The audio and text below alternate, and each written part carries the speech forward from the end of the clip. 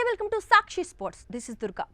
Team India star allrounder Ravindra Jadeja భార్య రివాబా జడేజా తన ప్రకటనల కారణంగా తరచుగా వార్తల్లో నిలుస్తూ ఉంటారు.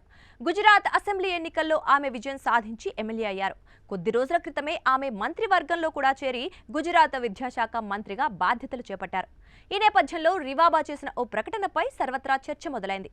రివాబా జడేజా చేసిన ఆ ప్రకటన ప్రస్తుతం వైరల్ అవుతోంది. భారత జట్టులోని ఇతర ఆటగాళ్లపై ఆమె తీవ్రమైన ఆరోపణలు చేశారు. రివాబా జడేజా తన భర్త రవీంద్ర జడేజాను పొగుడుతూనే ఇతర భారత ఆటగాళ్లపై ఈ ఆరోపణలు చేశారు. భారత ఆటగాళ్లు విదేశాలకు వెళ్లినప్పుడు తప్పుడు పనులు చేస్తారని రివాబా జడేజా అన్నారు. ఓ కార్యక్రమంలో వేదికపై మాట్లాడుతూ రివాబా ఈ వ్యాఖ్యలు చేశారు.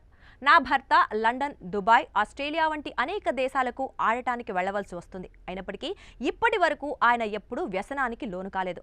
ఎందుకంటే ఆయన తన బాధ్యతను అర్థం చేసుకుంటారు అని అన్నారు. రివాబా తన మాటలను కొనసాగిస్తూ తన భర్తకు అలాంటి తప్పుడు పనులు చేయడానికి ఎటువంటి ఆటంకాలు లేవని కూడా చెప్పారు. కావాలంటే ఆయన కూడా అటువంటి పనులు చేయగలరని, కానీ ఆయన తన బాధ్యతల్ని బాగా అర్థం చేసుకున్నందున చేరని స్పష్టం చేశారు. ఐపీఎల్ 2026లో రవీంద్ర జడేజా రాజస్థాన్ రాయల్స్ తరఫున ఆడనున్నారు.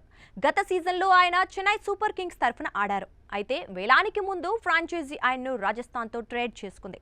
సంజు శాంసన్కు బదులుగా రాజస్థాన్కు జడేజా, శామ్ కరణ్ లభించారు.